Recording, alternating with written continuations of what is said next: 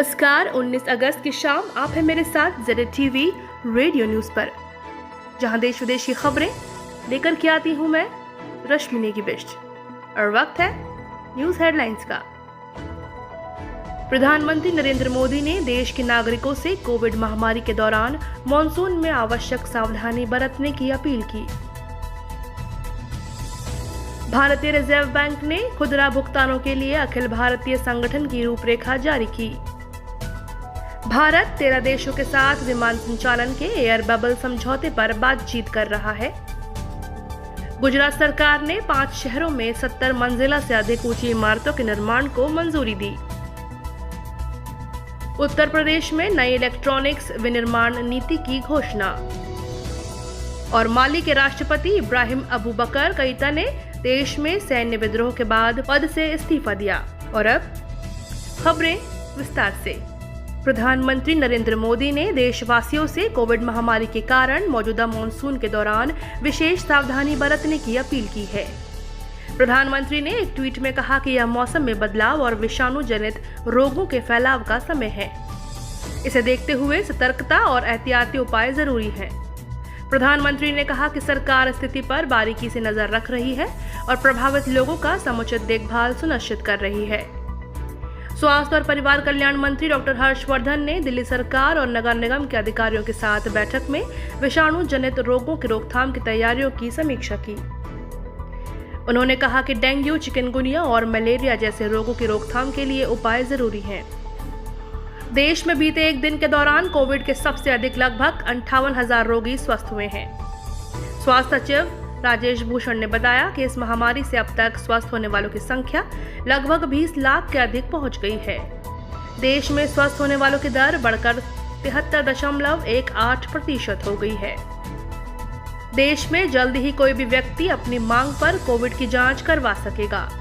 सरकार ने कहा कि वह कोविड जांच से संबंधित दिशा निर्देशों की समीक्षा के बाद मौजूदा परिस्थितियों की मांग पर जांच कराने की अनुमति देने पर विचार करेगी। नीति आयोग के सदस्य डॉक्टर KV पॉल ने बताया कि सरकार जांच के दिशा निर्देशों पर पुनर्विचार करेगी। उन्होंने यह बात एक प्रश्न के उत्तर में कही, जिसमें पूछा गया था कि जो लोग जांच का खर्चा उठाने को तैयार हैं, उन्हें मांग पर जांच की सुविधा क्यों नहीं दी जा रही। डॉक्टर पॉल ने कहा कि मौजूदा संसाधनों के अधिकतम उपयोग को ध्यान में रखते हुए मांग पर जांच के मुद्दे पर फैसला लिया जाएगा। इस समय कोई भी व्यक्ति कोविड-19 की जांच तभी करवा सकता है जब उसे किसी डॉक्टर ने जांच की सलाह दी हो। कोरोना वैक्सीन बनाने की दिशा में भारत ने तेजी से काम चल रहा है। कोविड-19 संक्रमण से निपटने के लिए अधिकार प्राप्त समूह के डॉक्टर KV पॉल ने कोविड-19 संक्रमण से निपटने के लिए अधिकार प्राप्त समूह के डॉक्टर VK पॉल ने बताया कि भारत में 3 टीकों पर काम चल रहा है। 3 वैक्सीन हमारे देश में विकसित हो रहे हैं, डिफरेंट स्टडीज पर है। उधर विश्व स्वास्थ्य संगठन ने सभी देशों से आग्रह किया है कि वे जल्द से जल्द वैश्विक साझेदारी से वैक्सीन कार्यक्रम में शामिल हो, ताकि दुनिया को कोरोना वायरस के शिकंजे से मुक्त कराया जा सके। जो देश दूसरे देशों को अलग करके अपने पास वैक्सीन का भंडार करते हैं, वो इस महामारी को और भी भीषण बनाएंगे।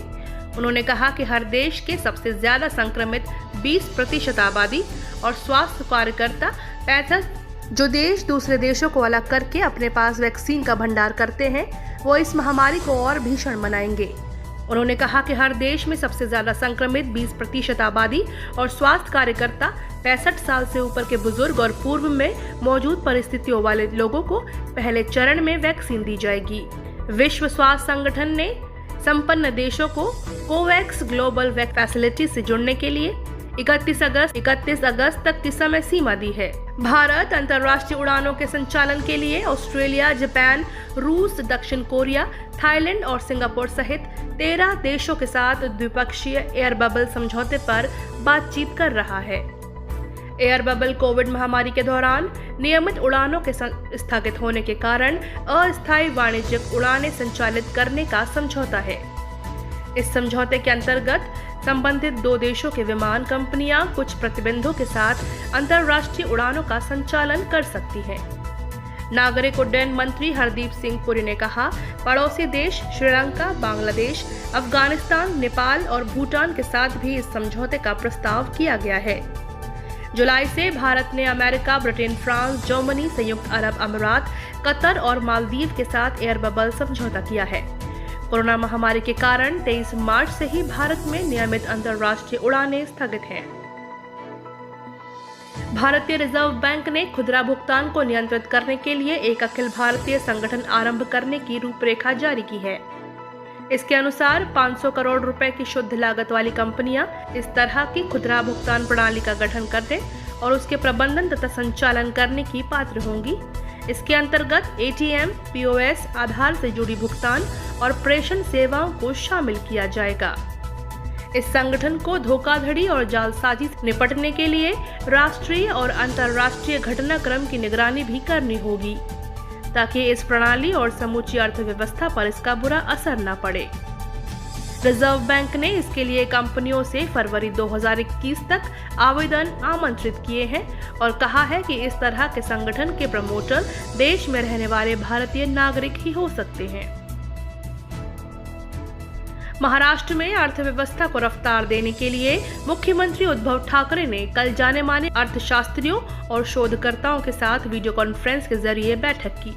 इलेक्ट्रॉनिक सामान का आयात पूरी तरह रोकने के प्रधानमंत्री नरेंद्र मोदी के आह्वान पर उत्तर प्रदेश सरकार ने नई इलेक्ट्रॉनिक्स विनिर्माण नीति 2020 की घोषणा की है। इस नीति में अगले 5 वर्षों में 40,000 करोड़ रुपए का निवेश आमंत्रित करने और 4 लाख नौकरियां सृजित करने का लक्ष्य रखा गया है। पश्चिम अफ्रीकी देश माली के राष्ट्रपति इब्राहिम बौबुकार केइता ने देश में सैनिक विद्रोह के बीच अपने पद से इस्तीफा दे दिया है। उन्होंने कल रात सरकारी टेलीविजन पर अपने त्यागपत्र की घोषणा की। इसके कुछ घंटों पहले ही सैनिकों ने उन्हें बंधक बना लिया था।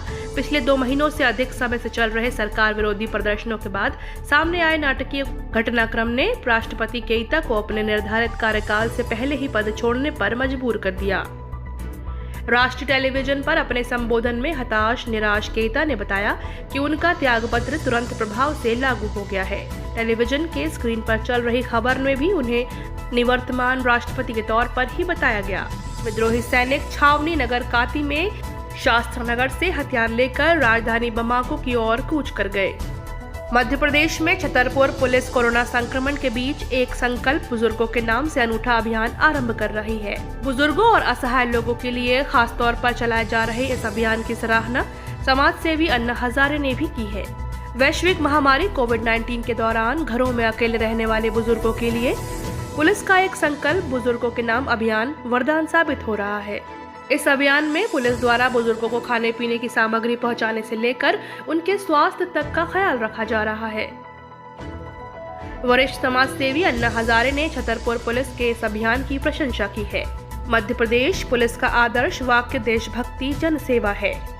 छतरपुर जिले में पुलिस जिस तरह असहाय बुजुर्गों का सहारा बनी है, उससे ये शब्द हकीकत बन गए हैं। ओडिशा सरकार ने कोविड-19 रोगियों के लिए प्लाज्मा पद्धति उपचार की एक और इकाई खोलने का फैसला किया है। इसके साथ ही राज्य में ऐसे उपचार केंद्रों की संख्या 6 हो जाएगी। कोविड महामारी के संबंध में 50 लाख लोगों को परिचालनिक प्रशिक्षण दिया गया है, जो अपने आप में एक कीर्तिमान है, जिसमें स्थानीय पंचायत प्रतिनिधि, स्वयं सहायता समूह और कोविड कमेटी के सदस्य भी शामिल हैं। सरकार ने अब तय किया है कि इनके माध्यम से अब लोगों में अधिक से अधिक आइसोलेशन के प्रति जागरूक बढ़ाई जाएगी, जिसके पीछे के कारण राज्य में कोरोना के बिना लक्षण वाले मरीजों की तादाद में वृद्धि बताया जा रहा है। और ये थे अब तक के मुख्य समाचार। हमारे YouTube चैनल से जुड़ने के लिए ZA TV को सब्सक्राइब करें और नए वीडियो सबसे पहले देखने के लिए नीचे दिए गए बेल बटन को प्रेस करना ना भूलें। आज का न्यूज सेगमेंट आपको कैसा लगा, हमें कमेंट सेक्शन में जरूर बताएं। साथ ही इसे शेयर भी करें। और अभी दीजिए मुझे इजाजत। कल होंगे रूबरू इसी समय पे आप सभी के साथ। बाकी और खबरों से जुड़ने के लिए लॉगिन करें हमारी वेबसाइट www.zatvnews.com। नमस्कार।